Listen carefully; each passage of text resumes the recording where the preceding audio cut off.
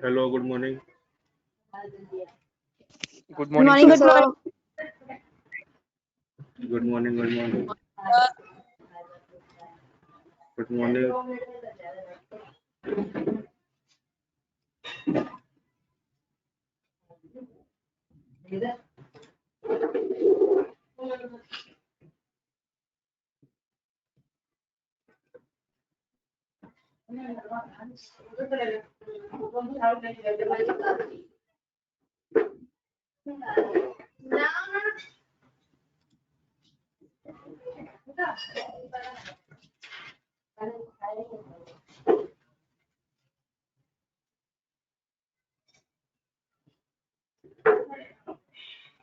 थोड़ा वेट करते हैं, बच्चे भी आए नहीं है। कनेक्ट हो रहा है अभी तो।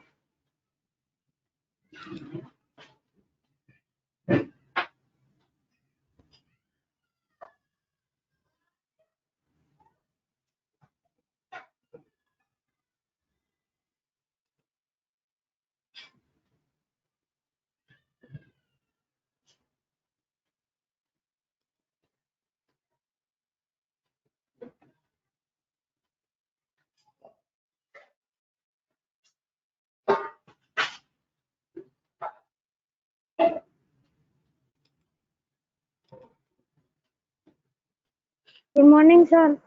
Good morning.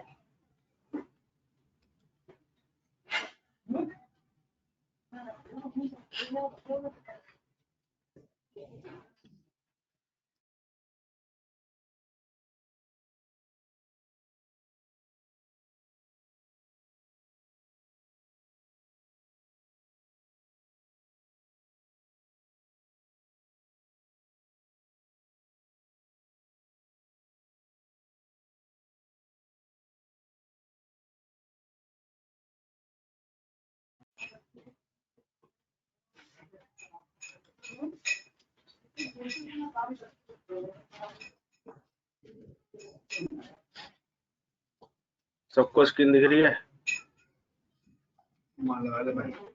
Yes, sir. Yes, sir.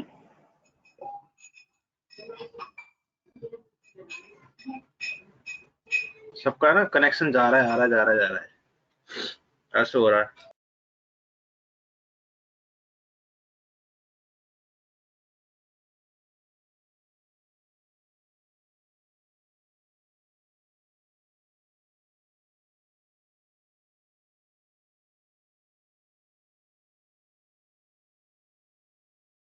सबका कनेक्शन ना अभी जा रहा है, आ रहा है, जा रहा है, जा रहा है, ऐसे हो रहा है।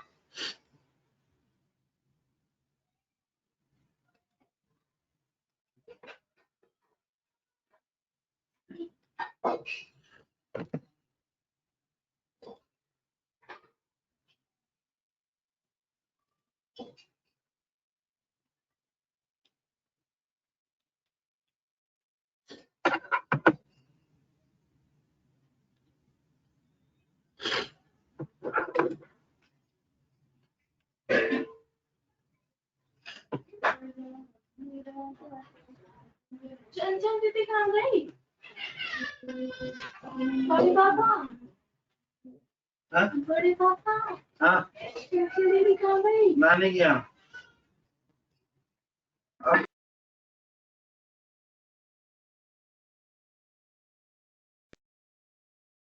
जैसे कि अभी रोशन का बिल्कुल ही अजीब सा रखा है।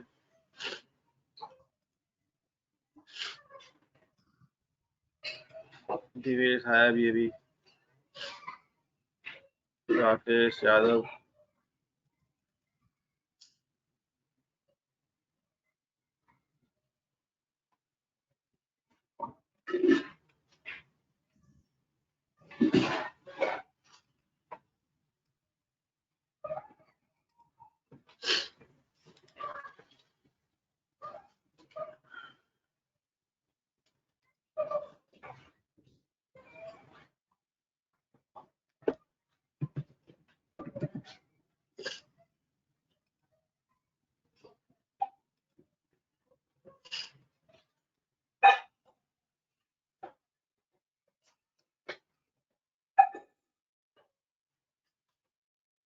चलो स्टार्ट करते हैं। अभी लास्ट क्लास में सारा कुछ मैंने एल्गोरिथम और फ्लो चार्ट कवर अप किया था।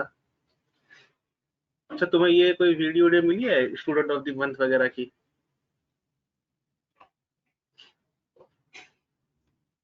हाँ सर। हाँ, उसमें तृप्ति है। हाँ, उसमें तृप्ति का आया है student of the month. Congratulation तृप्ति।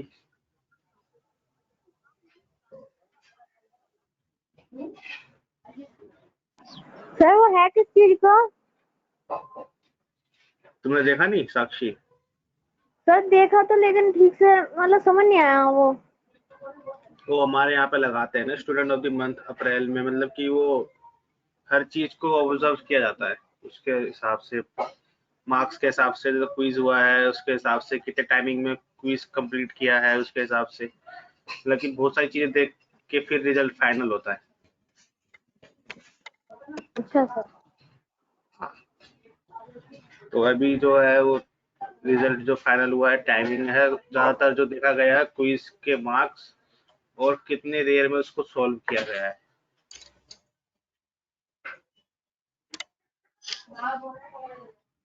तो सी पे अब चलते हैं, ठीक है?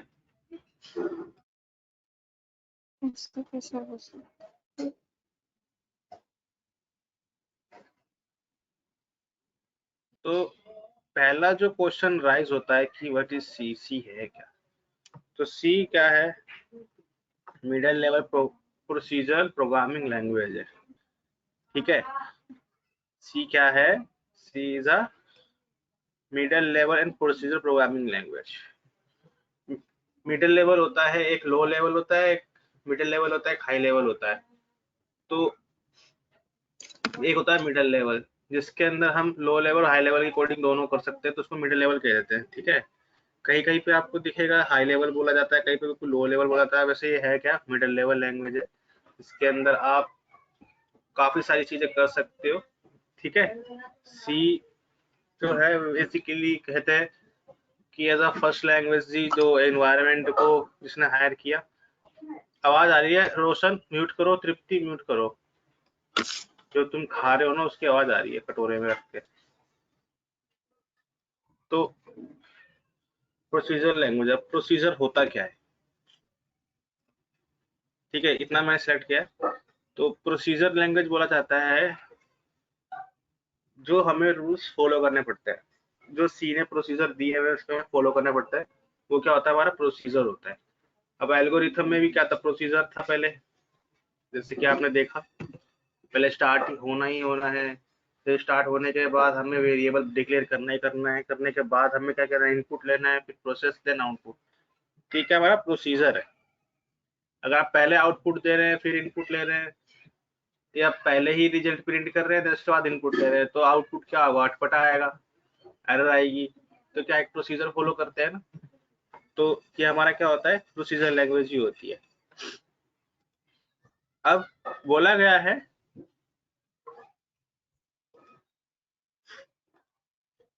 the procedure programming language is also known as the structured programming language, is a technique in which large programs are broken down into smaller modules. अब फॉर एग्जांपल, तुम्हारे पास बहुत सारा कोड है, मतलब तुम्हारे पास बहुत तगड़ी रिक्वायरमेंट आई है कि आपको, जैसे कि आपकी IICS की ऐप ही ले लो, ठीक है? अब इसके अंदर क्या है? बैच बनाना है, टेस्ट बनाना है और चैट करना है, ठीक है? ये तीन काम हो रहा है, लेट्स सपोज, है ना? बैच बनाना है, टेस्ट बनाना है और चैट करना है। तो ये तीन चीज बच्चों की रिक्वायरमेंट है। अब इन तीनों चीज को मैं एक साथ करूं और चैट वाले में प्रॉब्लम आने लग जाए, तो यानी मेरे को बैचेस वाले काम को भी, क्विज वाले काम को भी रोकना पड़ेगा, जिससे कि क्या है, हमारा काम लेट होगा, ठीक है? रिडायबिलिटी कोड की क्या होगी? थोड़ी सी डाउन होगी। अगर इसी चीज को मैं अलग अलग पार्ट में डिवाइड कर दूं, ठीक है? यानी चैट का काम अलग कर दूं, टेस्ट का काम अलग कर दूं, बैच का काम अलग कर दूं, ठीक है? तो यानी अगर चैट में खराबी हो तो चैट वाला ठीक हो जाएगा, लेकिन कम से कम हमारा बैच का और कैश का काम तो चलता रहेगा, ठीक है। तो ये क्या होता है, स्ट्रक्चर की फॉर्म में हम क्या करते हैं, अपने कोड को, यानी बहुत सारे कोड को ब्रोक कर देते हैं मल्टीपल पार्ट्स में, तो इसको as a structure programming language भी बोला जाता है, ठीक है। तो क्या होता है, ये जो टेक्निक है स्ट्रक्चर प्रोग्रामिंग लैंग्वेज क्या करती है, ये मिनिमाइज करती है एरर को और मिस इंटरप्रेशन को, ठीक है। कौन बोल रहा है, समझ में आया ये पहला क्वेश्चन? तो हैंड रेस करो। सर दोबारा बता दो एक बार। दोबारा, आवाज नहीं आई मेरी? सर कट रही थी बीच बीच में आवाज आपकी। तुम्हारी भी कट रही है मेरे पास, तुम थोड़ा सा ठीक करो एक बार, नेटवर्क देखो अपना एक बार, नेटवर्क। हेलो,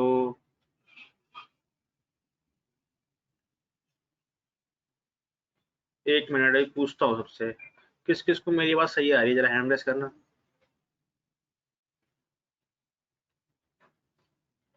तन्नू को आ रही है, साक्षी को आ रही है, रोशन शर्मा को आ रहा है, निखिल, रोजा, दिवेश, ललित, खाली तुम्हें ही नहीं आ रही, सबको आ रही है। 11 बच्चे पढ़ रहे, 11 में से 10 को आ रही है, एक को नहीं आ रही। तो चेक करो एक बार लेकिन दोबारा। पहले आपकी आवाज कटी थी।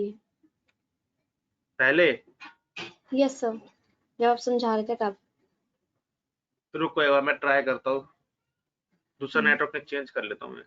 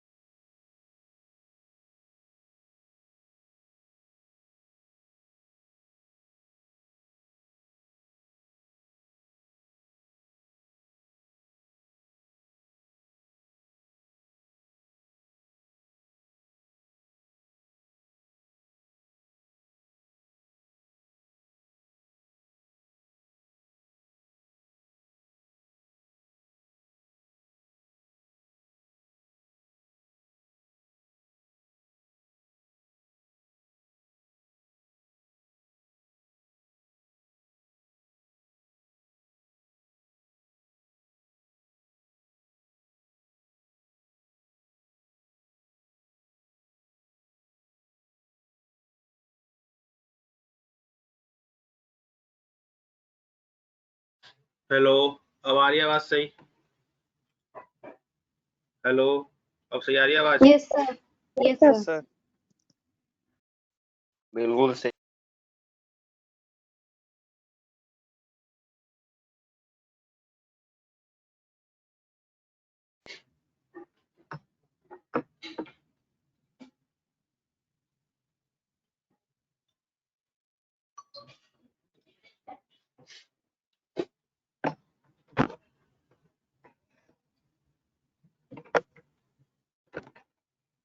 ठीक है, दोबारा बता दे तो, अब सही आ रही होगी तो।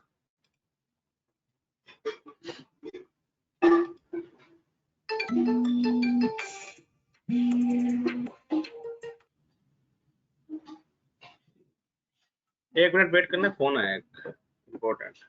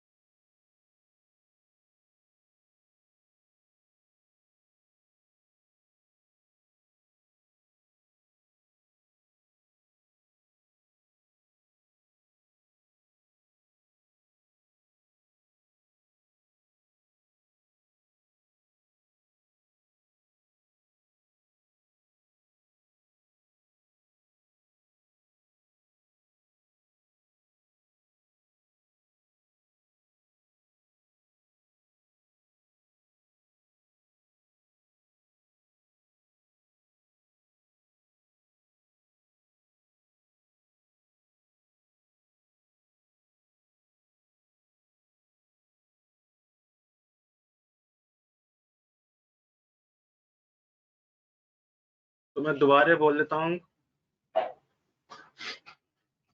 जो सी है, व्हाट इज सी लैंग्वेज? तो सी लैंग्वेज क्या है? मिडिल लेवल है प्रोसीजर प्रोग्रामिंग लैंग्वेज है, ठीक है। अब प्रोसीजर होता है कि आपको स्टेप बाय स्टेप जो रूल्स होते हैं सी के उसको फॉलो करने पड़ते हैं, ठीक है।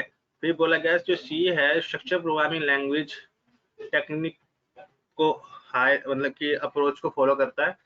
अब स्ट्रक्चर प्रोग्रामिंग लैंग्वेज में क्या होता है, आप अपने कोड को छोटे छोटे पार्ट्स में डिवाइड कर सकते हो, सो दैट आपकी जो एरर है वो कम हो जाती है और रीडेबिलिटी बढ़ जाती है कोड की, ठीक है। अब समझ में आया जो बताया मैंने? हैंड रेस करो।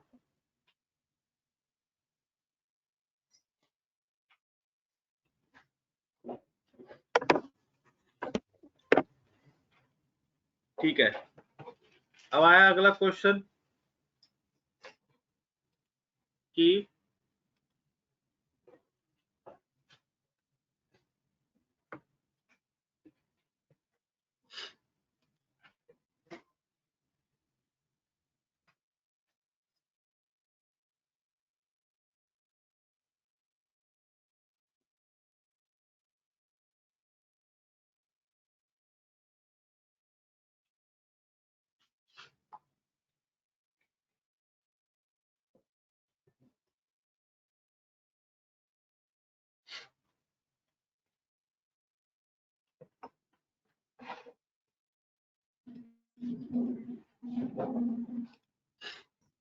why C known as mother language?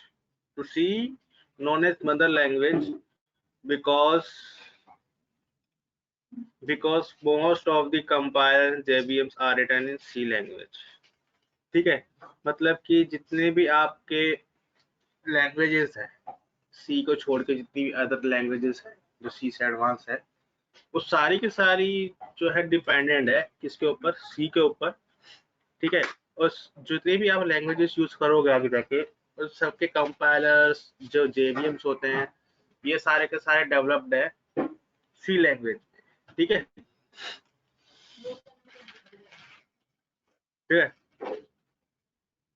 No, who is the founder of C language? Dennis सी।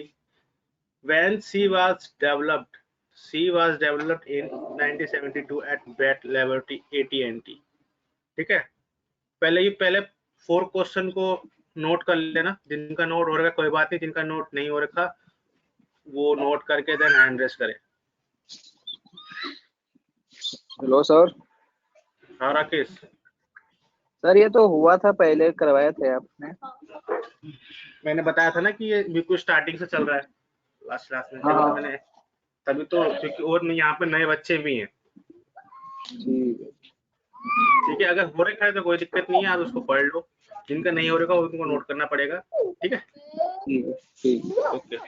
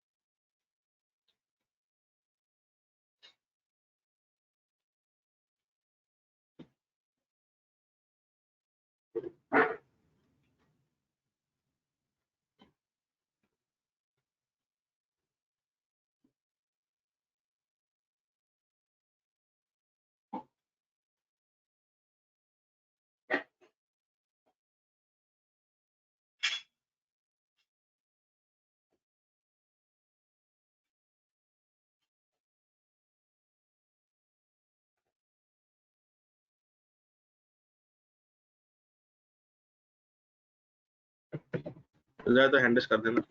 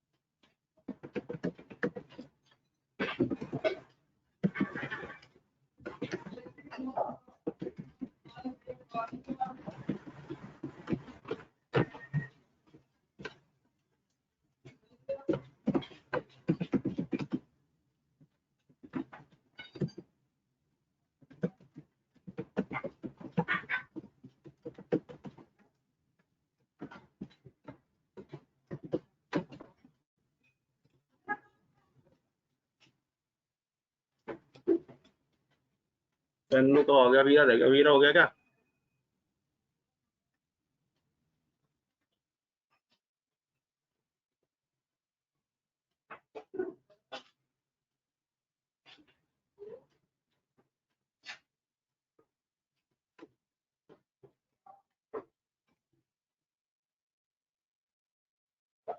ठीक है।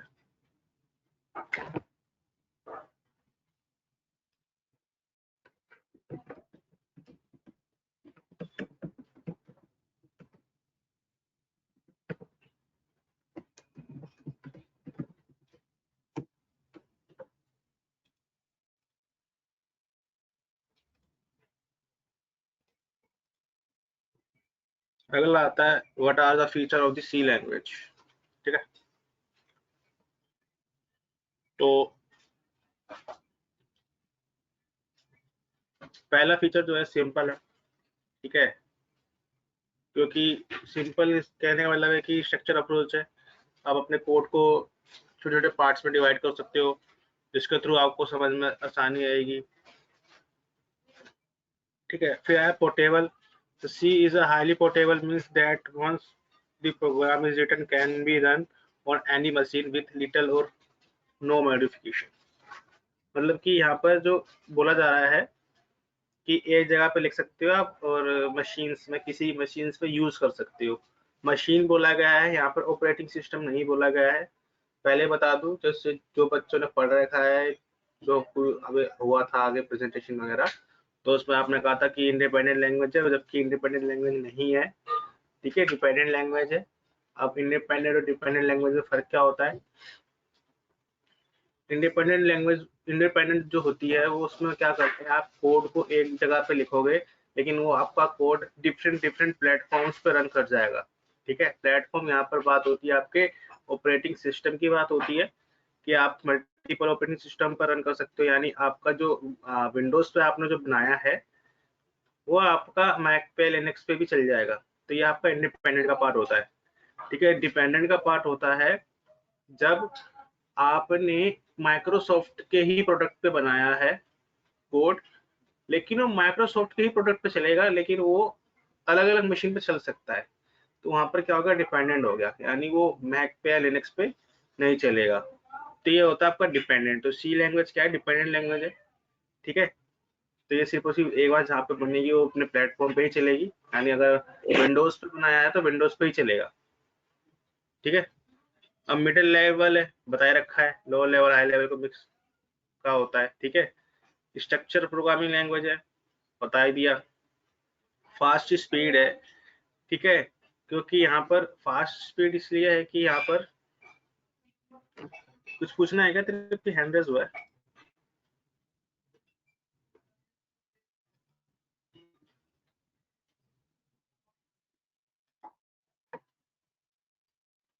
ठीक है, फिर सर आया एक बार सर एक बार और रिपीट कर दो मिडिल लेवल का। सर एक बार दोबारा बताना मिडिल मिडिल लेवल लेवल का। होता है combination of high level and with the feature of the, combination of low level language and with the feature of high level language. यानी कॉम्बिनेशन होता है दो लैंग्वेज का, उसको बनाया जाता है मिडिल लेवल। यानी इसके अंदर लो लेवल के तो फीचर होते होते हैं, लेकिन हाई लेवल के भी थोड़े से फीचर्स अवेलेबल होते हैं। और सी का एक चीज और भी है कि जो भी नई चीजें आती हैं सी के अंदर वो हायर आराम आराम से कर सकता है। ठीक है, अब आया फास्ट स्पीड। फास्ट स्पीड इसलिए क्योंकि यहाँ पर आपको पहले ही से ही यहाँ पर सब चीज बनी बनाई मिली हुई है। ठीक है, डेटा टाइप्स बने हुए हैं, आपको स्पेशली स्पेसिफाई करके डिजाइन करने की जरूरत नहीं है। ठीक है, मेमोरी मैनेजमेंट। ठीक है, इसके अंदर मेमोरी मैनेजमेंट ऑटोमेटिक होता है। अदर जैसे कि इससे पहले जितने भी हम असेंबली लैंग्वेज करते हैं तो उसके अंदर हमें मेमोरी मैनेज खुद करना पड़ता है कि ऐसे ऐसे करने से ये हो, ऐसे करने से ये हो। लेकिन थोड़ा सी में क्या है कि अपने आप मेमोरी मैनेजमेंट कर लेता है, लेकिन यहाँ पर हमें थोड़े से इनबिल्ट फंक्शंस है जिसको हमें यूज करना पड़ता है। ठीक है, एक्सटेंसिबल है। एक्सटेंसिबल मतलब कि आप नए नए फीचर जो भी आते हैं उसको ये हायर कर सकता है आगे फीचर में। तो आप इसको फिफ्थ वाले को नोट कर लेना। देन में किसी और चीज पर चला के, और मतलब कि अगला फाइल खोलनी है मेरे को, उसके अंदर कुछ और लिखा हुआ है, तो इतने को नोट करके देन मुझे बता देना, फिर मैं आपको बताता हूँ।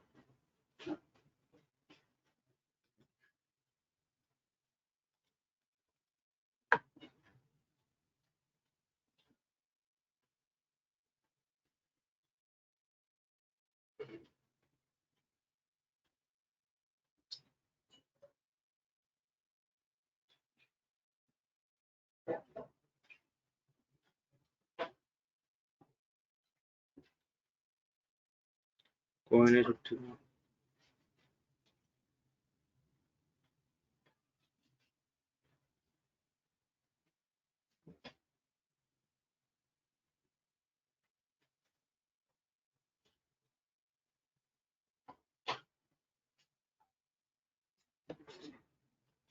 बेसिक का 40।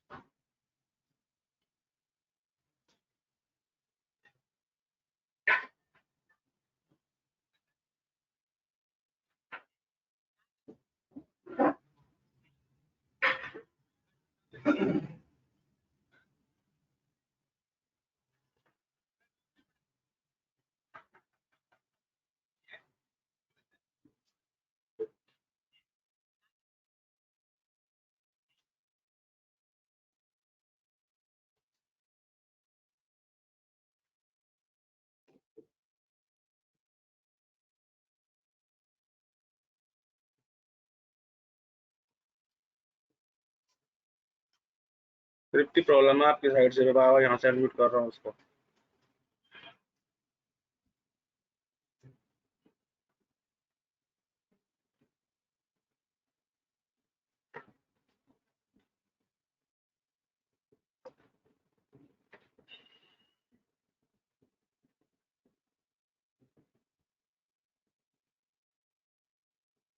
हो जाए तो हैंडस कर देना।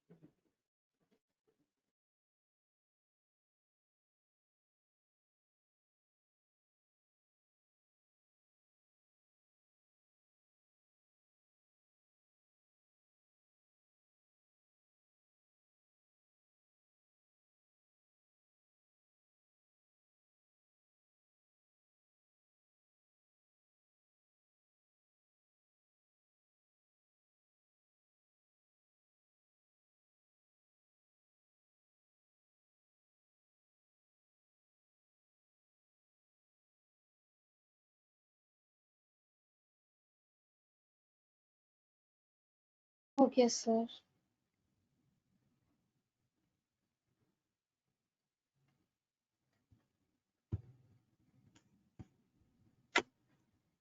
वाक्यों का नोट।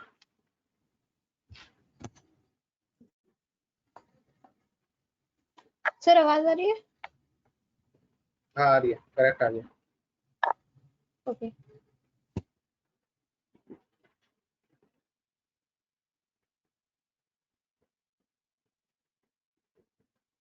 सबका हो गया। अब सर बात मेरा नहीं आती है, अच्छा, आपका नहीं हुआ? नो एक सर। मिनट दे रहा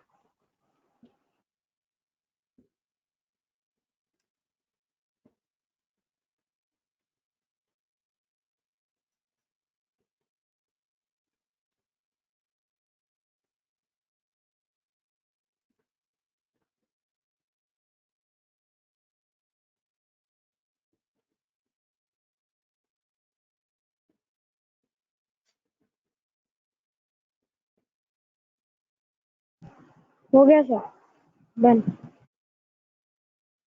ओके,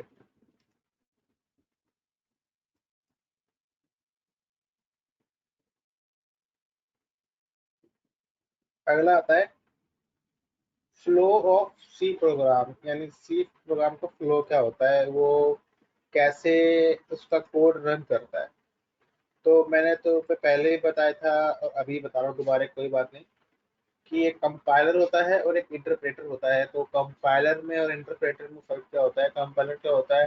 ट्रांसलेटर होता है जो हमारी प्रोग्रामिंग लैंग्वेज को कन्वर्ट करता है इनटू मशीनी लैंग्वेज। ठीक है, ये क्या होता है? हमारा कंपाइलर होता है। और इंटरप्रेटर क्या होता है? ये हमारे कोड को लाइन बाय लाइन चेक करता रहता है। ठीक है, तो कंपाइलर क्या करता है? एग्जैक्ट पूरा कोड कंपाइल कर देता है, लेकिन इंटरप्रेटर क्या करता है? हमारे कोड को लाइन बाय लाइन चेक करता रहता है। अब फ्लो ऑफ सी, सी का प्रोग्राम एग्जीक्यूट होता कैसे है? ठीक है, जो हम सी का प्रोग्राम बनाएंगे वो एग्जीक्यूट होता कैसे है? तो सबसे पहले क्या होता है, जो आपका सी का प्रोग्राम जो होता है वो कन्वर्ट, सबसे पहले जो होता है सेंड होता है वो प्री प्रोसेसर के पास। ठीक है, जो प्री प्रोसेसर क्या होता है? रिस्पॉन्सिबल होता है तो convert direct to their respective value and generating expanded code. यानी जो हमारा प्री प्रोसेसर होता है रिस्पॉन्सिबल होता है आपके कोड को कन्वर्ट करने में। ठीक है, एक्सपेंड करता है, यानी जो आप कोड करते हो उसको क्या कर देता है? वो एक्सपेंड कर देता है। फिर जो आपका एक्सपेंडेड कोड होता है वो किसके पास जाता है? कंपाइलर के पास कंपाइलर के पास जाता है। वो कंपाइलर क्या करता है? उसको मशीनी लैंग्वेज में कन्वर्ट कर देता है, जिसको हम असेंबली लैंग्वेज ही बोलते हैं। अब जो आप थर्ड ऑप्शन आया आपका, assembly language code is send to assembler which is assemble the code it converted into byte code. ठीक है, तो यानी जो आपका जो कंपाइलर ने कोड कन्वर्ट किया, ठीक है, मैंने पहले ही बताया था कि असेंबली लैंग्वेज ही फॉलो होती है, जिसको मशीनी लैंग्वेज बोलते हैं। तो असेंबली लैंग्वेज, अब ऑब्वियस सी बात है कि मैं जो लैंग्वेज मेरे को आती है तो मैं उसी तरीके मेरा दिमाग में कुछ कन्वर्ट करेगा। तो असेंबलर क्या होता है? उसको बाइट कोड में कन्वर्ट कर देता है, जिसको हम ऑब्जेक्ट कोड भी बोलते हैं।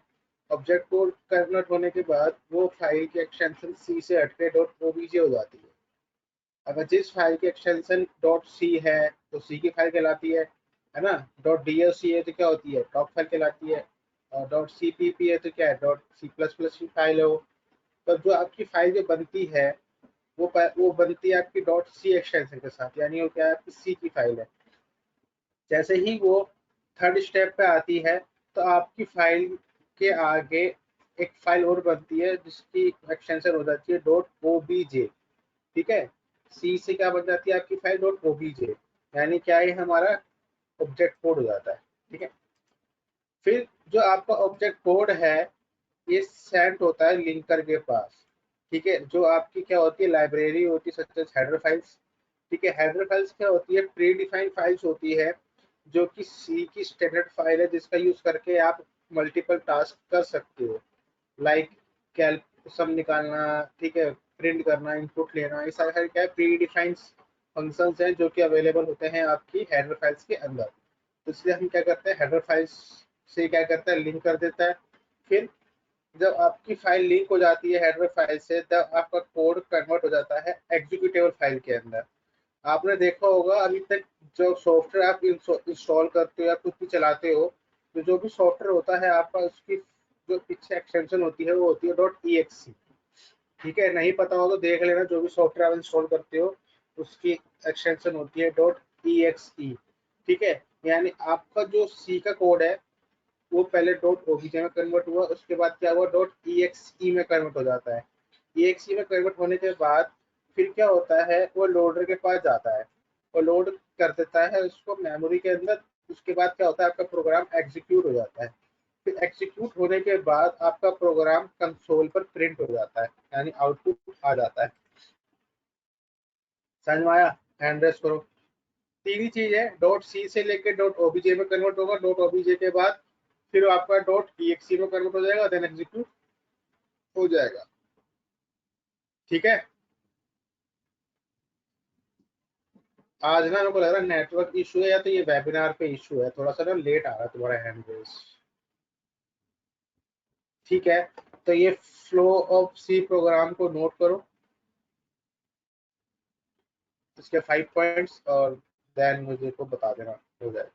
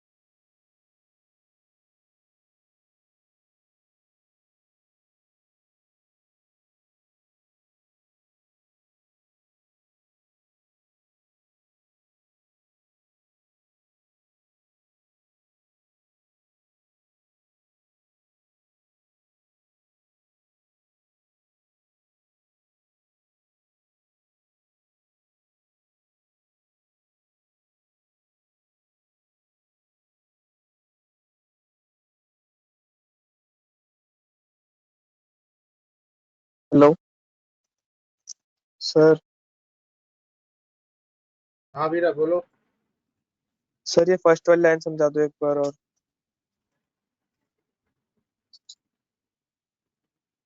एक मिनट।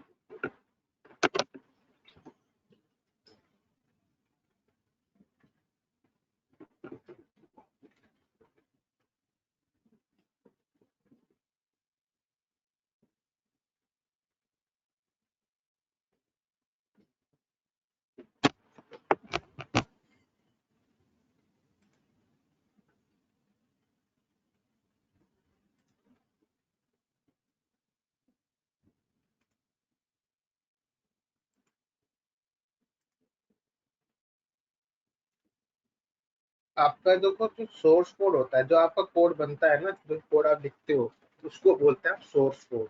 ठीक है। अब वो सोर्स कोड सबसे पहले जाता है आपका प्री प्रोसेसर के पास, ठीक है। तो प्री प्रोसेसर होता है, डायरेक्टिव्स होती है जो आपकी जितनी भी वैल्यूज है तो उसको ऐसा मतलब कि एक्सपेंड करके, एक्सपेंड मतलब होता है खोलना, ठीक है, उसको एक्सपेंड करके आगे भेज देती है कंपाइलर के पास। समझ में आया? Yes sir. ठीक है। अब जैसे कि अब इंस्टॉलेशन वगैरह देखते हैं, ठीक है। तो आपको नेट पे जाना है,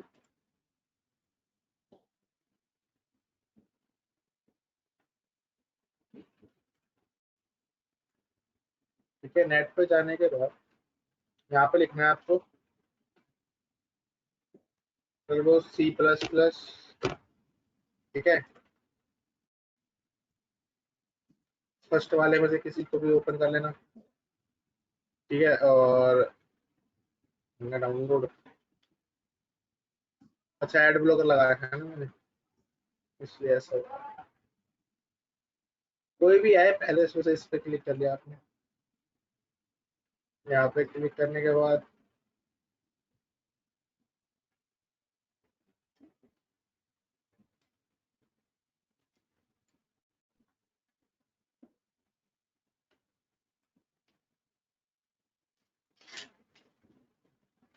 अब आ जाइए, बताइए इधर पर जैसे कि C++, यहाँ पर आओ, फ्री डाउनलोड पे क्लिक करो, डाउनलोड हो जाएगा आपका। ऐसे बहुत सारे होती है वेबसाइट, एक बार उसकी फोटो देख लेना एक बार, जिसकी जिसका फेस इस टाइप का होगा ना, ये देखो बॉल एंड C++, जिसका फेस ऐसा होगा, ऐसा वाला, ठीक है। जो दिख रहा है ना फर्स्ट MS DOS, ये वाला कर लेना, ये बेस्ट मेरे हिसाब से, ठीक है। इंस्टॉल करना हटाना सबको आता है सॉफ्टवेयर, ठीक है।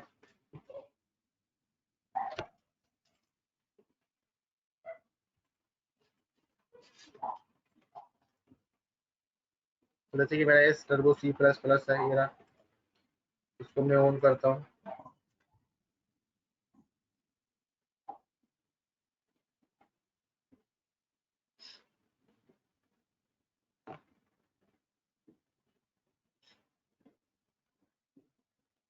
ठीक है। आपको रैंडमली कोई कोड मिलेगा,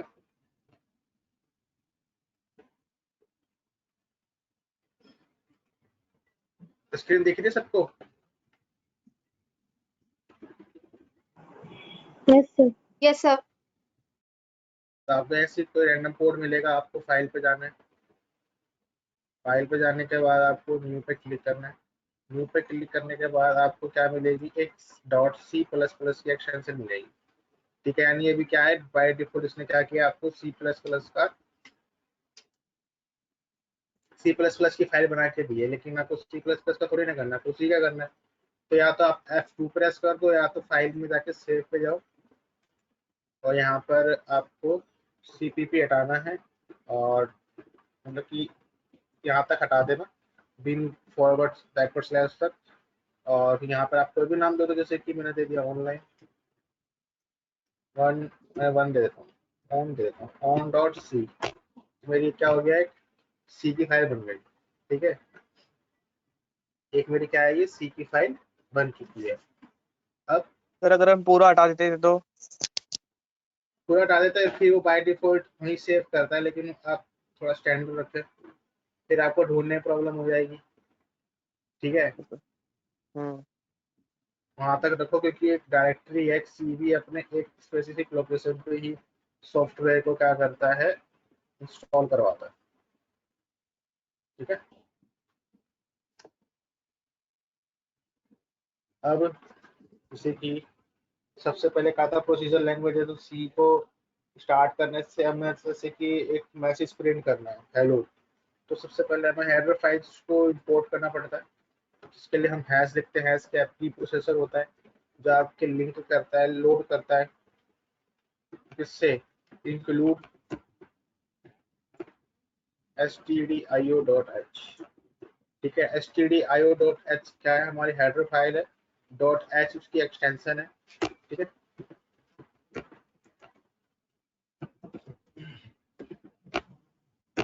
फोनियो डॉट एच यानी stdio डॉट एच की फुल फॉर्म है स्टैंडर्ड इनपुट आउटपुट, फोनियो की है कंसोल इनपुट आउटपुट, ठीक है। फिर हम एक फंक्शन लिखते हैं void main, ठीक है। इसके बाद ये क्या होता है, दो करली ब्रेसेस बोलते हैं इसको, ठीक है। इसको यानी एक तरीके से क्या हो गया, ये स्टार्ट एल्गोरिथम और ये क्या हो गया हमारा एंड एल्गोरिथम। तो ये इसको रिप्रेजेंट करता है, स्टार्ट और एंड को रिप्रेजेंट करता है करली ब्रेसेस। और दूसरी चीज void मेन फंक्शन है, ये हर प्रोग्रामिंग में आपको दिखता है, ठीक है। ये क्यों बनाया जाता है, इसके पीछे भी एक रीजन है। void main is a execution point every time some controller comes and goes here, यानी जब भी ये क्या है, एक तरीके एंट्री लेवल पॉइंट है जहाँ से कंट्रोलर आता है और जाता है। आपने रियल वर्ल्ड में भी बता दूं, जैसे कि आप IISc पास से पढ़ने के लिए या मल्टीमीडिया लैब में आते थे, तो सबसे पहले आप आते थे मेन गेट से, फिर आप जाते थे उसी मेन गेट से अगर आप पढ़ रहे थे तो यानी वो क्या है, काम खत्म हुआ एग्जिट हो जाओगे। तो मेन फंक्शन इसलिए बनाया जाता है, हर प्रोग्रामिंग लैंग्वेज में इसलिए दिया गया है ताकि हमारा कंट्रोलर मेन एंट्री कर पाए, फिर आप वहां से उस कंट्रोलर को कहीं भी भेज सकते हो एज योर चॉइस, ठीक है। समझ में आया यहाँ तक जो बताया एंड्रॉइड को?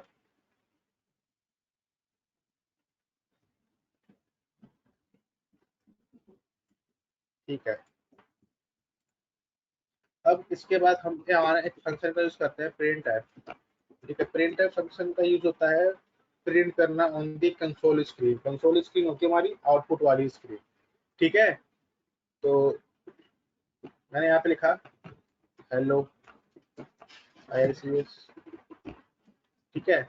तो इस पूरी लाइन को हम बोलते हैं एज अ स्टेटमेंट, ठीक है। इसको बोलेंगे हम एज अ स्टेटमेंट। फिर एंड में क्या हो रहा है, ये टर्मिनेट ऑपरेटर लग रहा है। टर्मिनेट ऑपरेटर होता है, इसको हम सेमीकोलन बोलते हैं कीबोर्ड के केस में, और टेक्निकल केस में बोलते हैं टर्मिनेट ऑपरेटर, जिसका मतलब कि ये लाइन टर्मिनेट हो चुकी है, अगली लाइन इससे रिलेट नहीं करती है। तो ये पूरा प्रोग्राम बन गया। अब इस प्रोग्राम को चलाने के लिए आप रन में जाओ, पहले रन में जाके रन कर दो, या तो पहले कंपाइल करके देखो। कंपाइल मतलब होता है Alt F9।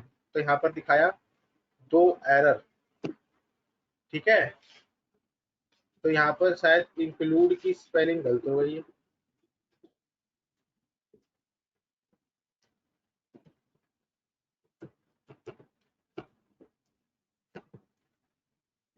तो दोबारा कंपाइल करते हैं अभी, ठीक है। या Alt F9 कर दो, ठीक है, या तो F9 कर दो, कोई वार्निंग नहीं, कोई एरर नहीं है, ठीक है। रन करते हैं, रन करने के लिए आप रन में जाओ, या तो कंट्रोल F9 कर दो, ठीक है। प्रोग्राम चला और आके चला गया, यानी आपका देखो झलक आई थी ब्लैक कलर की, फिर वो चली गई, यानी आपका प्रोग्राम का आउटपुट नहीं आया। तो आउटपुट लाने के लिए हम क्या करते हैं, गेट स्क्रीन, यानी और स्क्रीन जो कंसोल स्क्रीन है वो होल्ड नहीं हो रही है, तो यानी get screen get CH function क्या होता है, आपकी स्क्रीन को होल्ड करने में हेल्प करता है।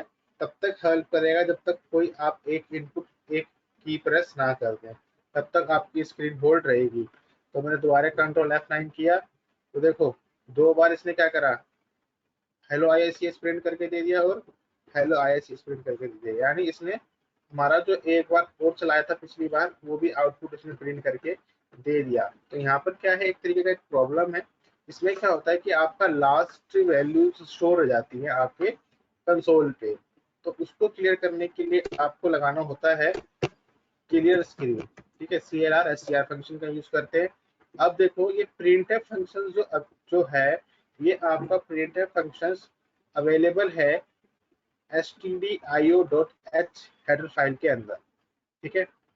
और क्लियर स्क्रीन और गेट cs जो फंक्शन है ये अवेलेबल है आपका conio.h हेडर फाइल के अंदर। अब तुम्हें समझ में आ जाओगे कि हेडर फाइल का यूज क्या है। हेडर फाइल का यूज है कि जो भी आप चीजें यूज करते सर हैं, क्या था, दोबारा बताना एक बार। जो आपका printf फंक्शन है ये अवेलेबल है आपकी stdio.h फाइल के अंदर, ये जो हेडर फाइल है ना, ऑब्वियस सी बात है, जो आप फंक्शंस यूज कर रहे हो उसकी फंक्शनैलिटी कहीं ना कहीं तो स्टोर होगी। तो वो फंक्शनैलिटी यानी प्रिंट फंक्शन की जो फंक्शनैलिटी है वो स्टोर है आपके stdio.h के अंदर। जो आपकी क्लियर स्क्रीन और गेट सीएच फंक्शन है ये अवेलेबल है आपका conio.h फंक्शन के अंदर। क्यों? क्योंकि ये क्या करता है, स्टैंडर्ड इनपुट आउटपुट से काम करता है, और ये क्या करता है, कंसोल पे काम करता है। तो कंसोल को होल्ड करने के लिए गेट सीएच, कंसोल को क्लियर करने के लिए क्लियर स्क्रीन फंक्शन का यूज करते हैं। अब दोबारा चलाते हैं तो देखो हेलो ISCS क्या हुआ, हमारा प्रिंट हो गया, आउटपुट आ रहा है ना, सबको दिख रहा है ना आउटपुट।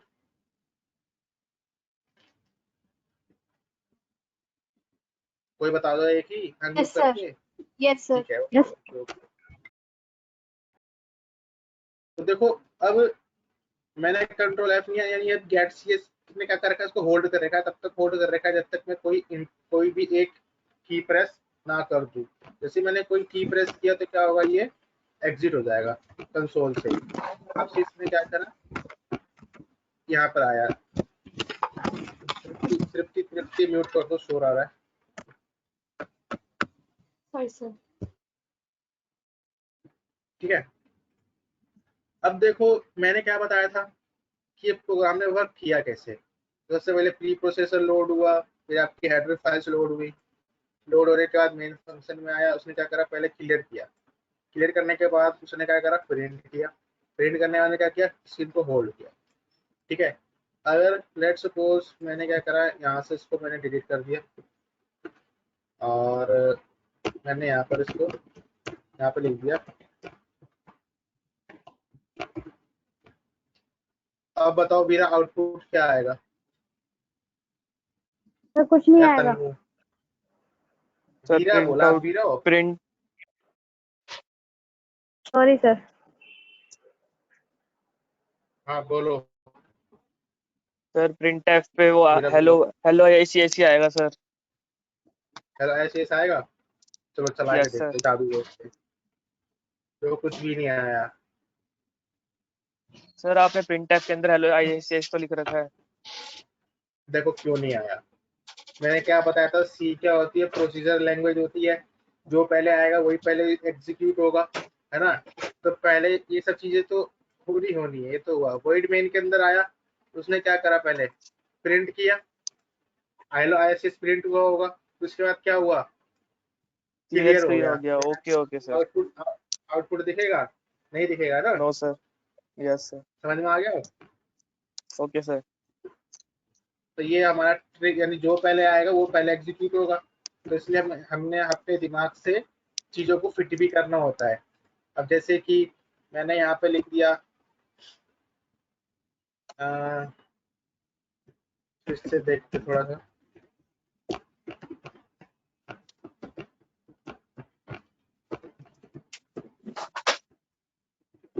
अब बताओ क्या आउटपुट आएगा?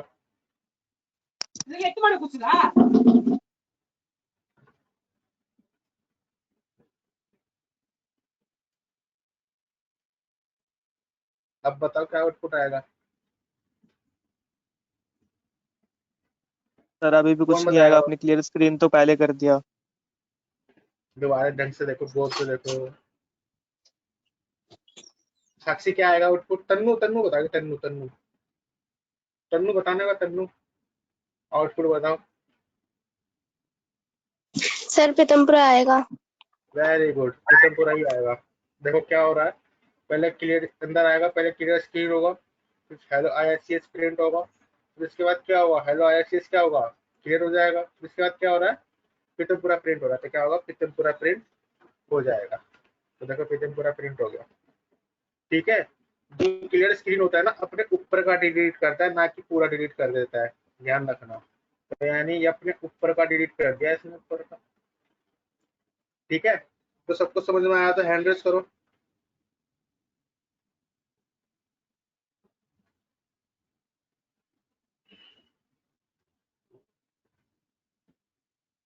सर एक बार वो क्या एक हेलो बार हो? हाँ सर बोलो। वो फ्लो सी प्रोग्राम ना सर एक बार दिखा दो, मेरे उसके लास्ट पॉइंट रह गए हैं। अभी दिखाता हूँ, पहले अटेंडेंस कर लूँ, ये नोट कर लो प्रोग्राम। तब तक मैं तुम्हारे अटेंडेंस लगा लेता हूँ।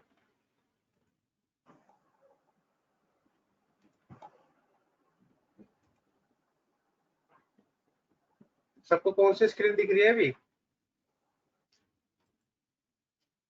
सर सी लैंग्वेज की। सी लैंग्वेज की कंपाइलर स्क्रीन। ठीक है ठीक है।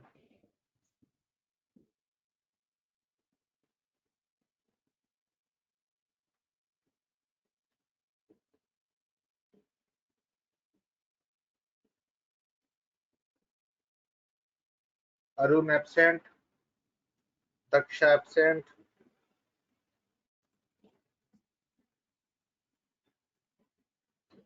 Jivesh present, Hani absent, Isha absent, Komal absent, Lalit present, Muskan Khatri absent, Nikhil present, Parsis absent, Prashant Kapil absent, Preeti absent,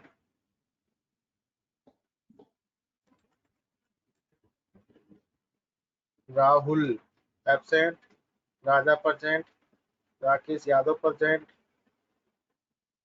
Rohan present, Roshan Sharma present,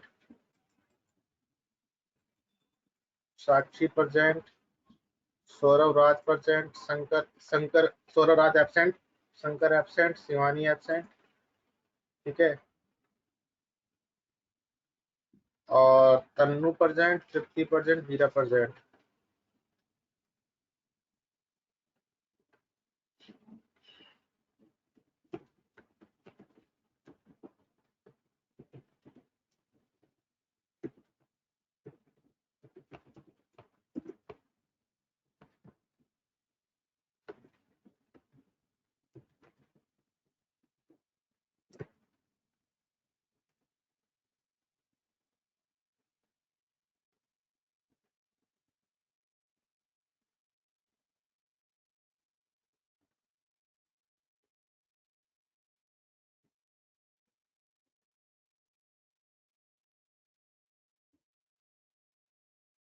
एक, दो, तीन, चार, पाँच, छः, सात, आठ, 9, 10।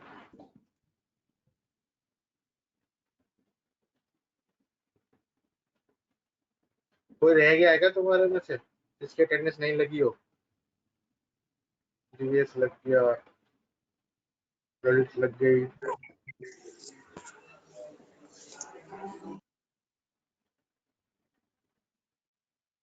एक, दो, तीन, चार, पाँच, छः, सात, आठ, 9, 10, 11। ठीक है,